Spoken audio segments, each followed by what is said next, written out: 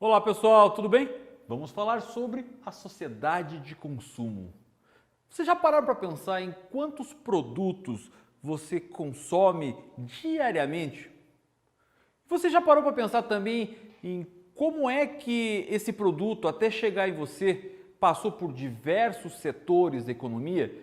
E como houve a relação de trabalho e a questão com o meio ambiente em cada ponto desse até um produto chegar aí nas suas mãos?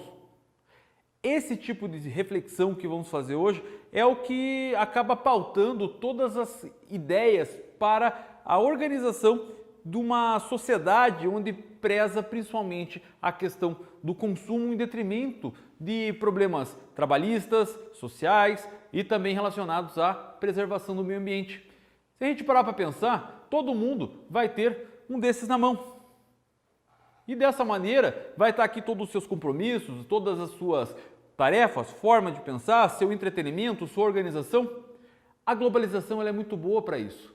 Ela vai trazer diversas coisas para a gente, melhor tecnologia, para trazer um melhor conforto, um melhor desenvolvimento aí dos nossos afazeres.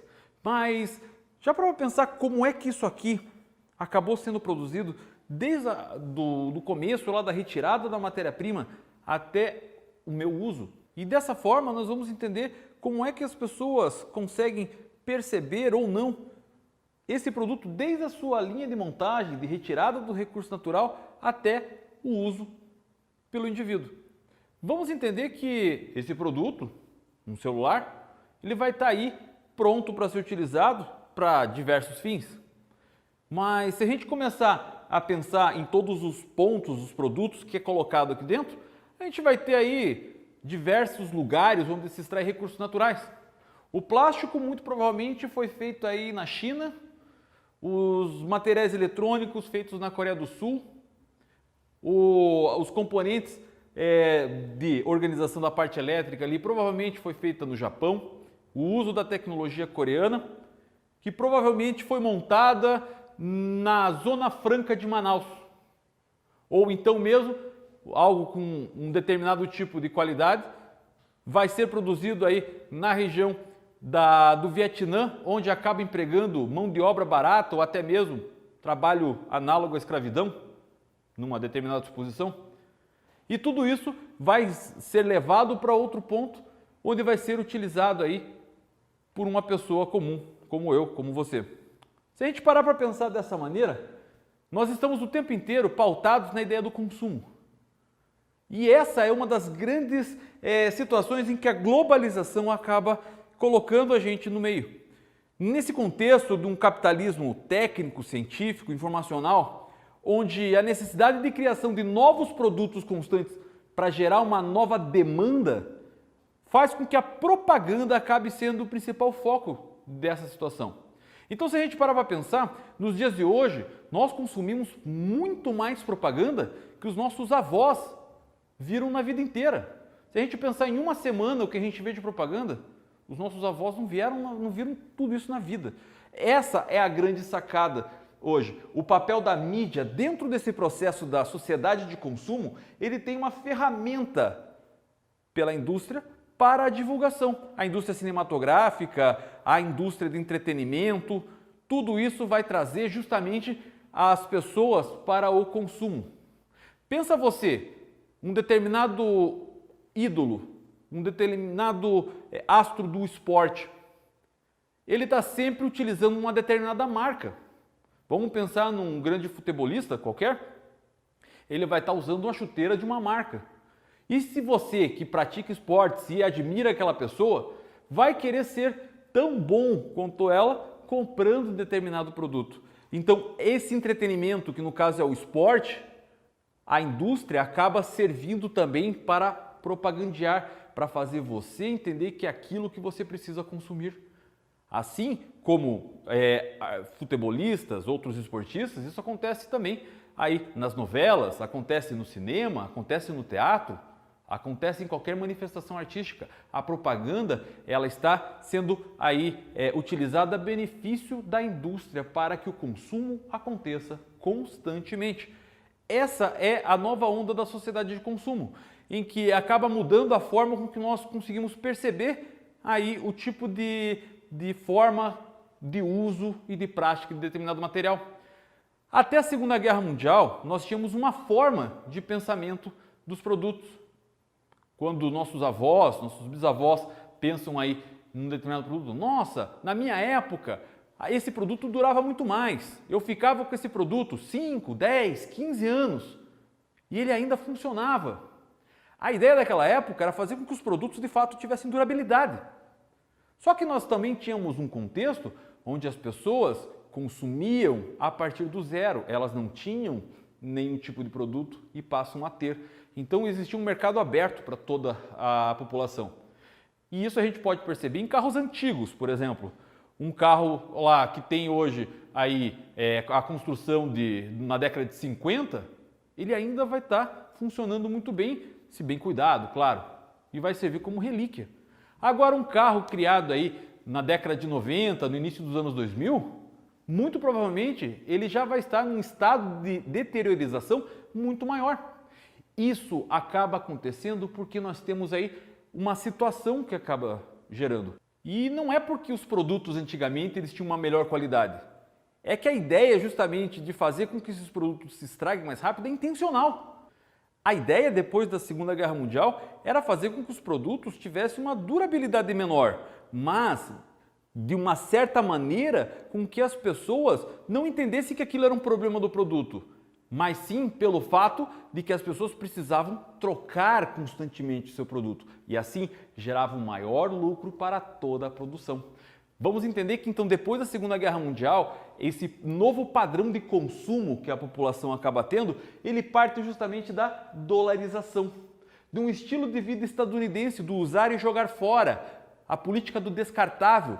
É muito mais fácil eu utilizar hoje pratos e copos descartáveis do que ter que ir depois e lavar os de porcelana, do que ter que lavar todo aí os de metal, de uma maneira em que o aumento de produção dessa parte de produtos industrializados acabam gerando o tempo inteiro. Então, vivemos uma era em que estamos aí do uso do descartável. Isso, obviamente, acaba gerando diversos problemas ambientais nesse processo. Mas ele não fica só em produtos, ele vai ficar também na alimentação. A forma com que as pessoas hoje consomem produtos de uma maneira mais rápida ou de uma maneira que é necessário com que o produto tenha uma durabilidade maior na questão aí da sua perecibilidade, acaba também sendo aí grandes formas de utilização. A Revolução Verde, que foi uma revolução agrícola que foi criada pelos irmãos Rockefeller nos Estados Unidos, busca justamente uma maior produtividade agropecuária. E essa produtividade agropecuária de maneira que possa desenvolver mais lucratividade e mais produtividade para a agropecuária. De maneira que tenha sementes selecionadas, modificação genética, o uso de agrotóxicos, a forma de utilização de fertilizantes, de modo que aquele produto chegue numa quantidade maior para a população e que tenha uma durabilidade maior. Não está preocupado com a saúde, com a qualidade daquele produto, mas sim com a acessibilidade e com a riqueza das pessoas. Então, até na parte alimentar a gente acaba tendo essa situação. Mas voltando aqui para a questão dos produtos industrializados em geral, a mídia, como foi falado já, ela acaba sendo bastante importante nisso.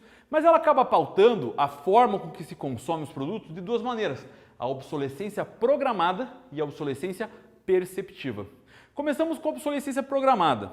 A obsolescência programada, ela é uma técnica de produção do qual faz com que os produtos tenham um prazo de validade. Você já parou para pensar quando você tem um aparelho de celular? Chega um certo tempo, que não é muito lá, no máximo 2 anos, ele já não atende mais aquilo que você precisa? A ideia é justamente isso, que ele não vai atender. Porque por mais que ele esteja funcionando perfeitamente, você vai precisar de algo melhor, pois a tecnologia que acabou surgindo, novas funcionalidades acabam sendo cada vez mais importantes para você, coisa que esse acaba não tendo. Então você vai trocar o aparelho, por mais que esse aparelho esteja funcionando perfeitamente. Isso é uma das formas com que a sociedade de consumo acaba gerando uma maior produtividade, uma maior lucratividade, justamente criando aparelhos cada vez mais modernos e que não podem ser substituídos assim simplesmente colocando uma peça ou outra. Até os próprios computadores. O grande problema de todo um computador nada mais é do que uma peça chamada processador. Só que de um ano para outro esses processadores mudam o formato, a ponto de que você não pode comprar simplesmente o processador e colocar aqui. Você vai ter que pegar todo o aparelho e trocar por ele. Essa é a ideia da obsolescência programada. A própria garantia do produto que tem é justamente baseado nisso. Se você compra um produto, pela teoria ele deveria funcionar a vida inteira. Mas eles colocam ali 1 ano de garantia. Em 1 ano ele pode funcionar. A partir disso nós não garantimos mais. Como se eu comprei esse produto? Tecnicamente ele deveria estar funcionando, mas eles conseguem imprimir nas pessoas essa situação de que as pessoas vão, de fato, cada vez mais consumir outros produtos e acreditam que aquele não tenha mais tanta utilidade. Assim como a obsolescência perceptiva. Basicamente, a obsolescência perceptiva ela gera através da moda. Vocês já pararam para pensar que os sapatos das mulheres mudam de saltos largos para finos e de finos para largos de um ano para outro? A ideia não é basicamente a questão de saúde sobre qual é o tipo melhor de calçado que a mulher deve usar, mas é que usar sapatos de saltos largos em anos de sapato de saltos finos significa que ela não está contribuindo para o processo do consumo, para essa americanização da produção, o estilo de vida estadunidense. Dessa maneira, você está fora de moda, você está brega, como se chama. E dessa maneira, a forma com que você tem para entrar nesse círculo social nada mais é do que comprando o calçado da moda. Isso é a obsolescência perceptiva. É aquilo que faz com que nós passamos a comprar outras coisas porque existe uma sociedade de consumo, pessoas que estão consumindo determinado produto e a gente precisa estar na mesma linhagem. Essa é a grande sacada de toda essa situação. O comportamento do ser humano pautado nessa obsolescência perceptiva vai ser sempre algo imediatista. Nós queremos algo o tempo inteiro. E isso acaba acontecendo aonde? Nos fast foods. E isso acaba acontecendo nos deliveries. Cada dia mais as pessoas estão precisando aí, de entregas rápidas, de alimentos rápidos, de coisas que sejam cada vez mais imediatas. E isso também gerado através de necessidades criadas. A moda, através do papel da mídia, vai criar novas demandas para a geração de novos produtos. Já pararam para pensar que os nossos avós não tinham aparelhos de celular? Hoje em dia, a grande parte da humanidade não consegue viver sem ele. E isso foi uma demanda criada. Essa foi uma forma de pensamento. Isso acabou gerando nas pessoas uma necessidade de um produto e, consequentemente, gera uma lucratividade das pessoas. É essa a grande ideia da sociedade de consumo. E como sair dessa situação? Em grande parte, a gente precisa dos produtos, mas de maneira que tenha uma produção mais sustentável, uma atividade com pessoas que acabam tendo condições trabalhistas melhores, onde o meio ambiente acaba não sendo destruído, onde temos aí uma economia mais solidária e que tem acesso cada vez mais para as pessoas. Dessa maneira, a sociedade de consumo pode gerar, de fato, uma globalização que atenda a todas as pessoas. Eu espero que você tenha entendido essa aula. Eu vou ficando por aqui, desejando a você um ótimo momento de estudos. Muito obrigado por ter assistido essa aula e tchau, tchau!